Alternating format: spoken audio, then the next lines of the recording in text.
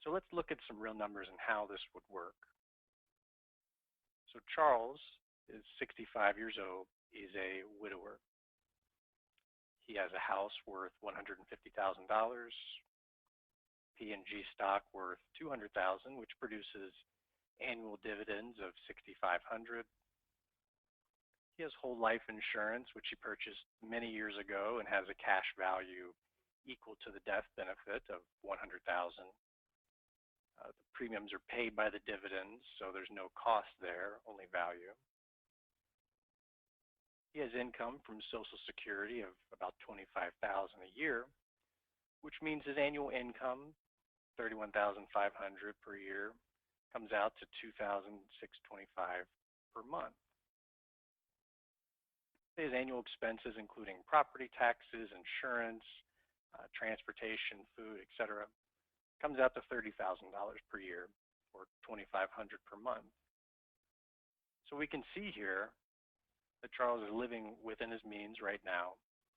But typically, after the age of 65, there is a progression of expenses. And you'll probably note here that the amounts that I'm using are relatively modest in terms of retirement savings.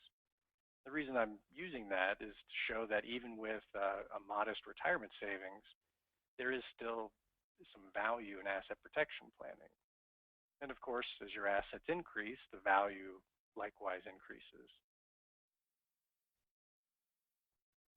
So let's look at what would happen without planning. So at age 65, Charles has his expenses of $2,500 per month, property taxes, insurance, food, clothing, etc., which means he has a surplus of about $1,500 per year. And then at age 70, let's say Charles is not able to work around the house as much as he was before.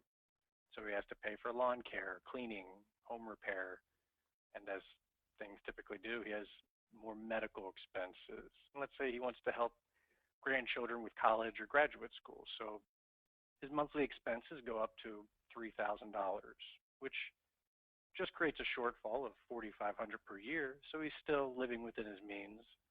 And actually, he's grown his assets since age 65 with his surplus.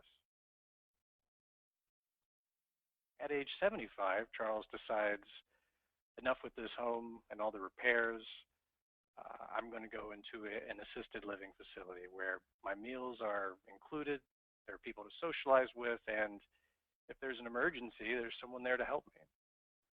And in this case, his per month expenses go up to $4,100, which still just creates a shortfall of $17,700 per year. And he still has over $400,000 in assets, so he has a shortfall, but it's not a shortfall that's going to wipe things out. Unfortunately, at age 83, Charles has a stroke. The good news is that he was in the assisted living facility, got immediate medical care, and will survive. The bad news is that he now needs 24-hour care.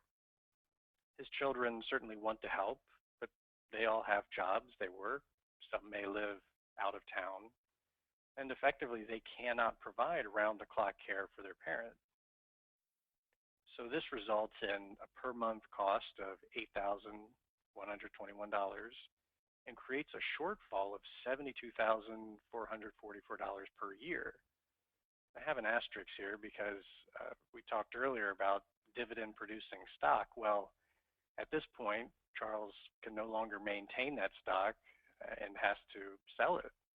So he not only loses out on the asset, but loses out on the dividend, leaving him with just Social Security to remain.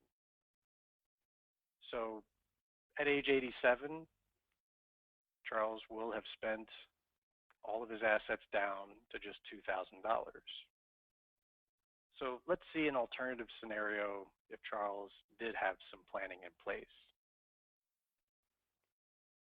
At age 65, Charles decided to create an asset protection trust.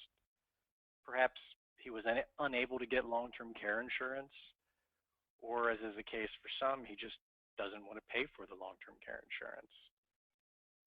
And at that point, he transferred his home into the asset protection trust, which he can still live in. He also transferred his life insurance into the asset protection trust. The good news is he did it at age 65, so by age 70, the 5-year look back period has passed. And let's see the difference on the numbers we went over before with planning. So we can see that after the transfer of assets, Charles has less in his name, but his income and lifestyle remains the same as it was without planning. The key difference is that when Charles enters the long-term care facility, in the first year, he is able to spend down and reach that $2,000 mark. And in this case, reaching $2,000 is a good thing, because instead of waiting until 87 when everything is gone to get on Medicaid, here he reaches it by age 83, and there is still the $250,000 in the asset protection trust.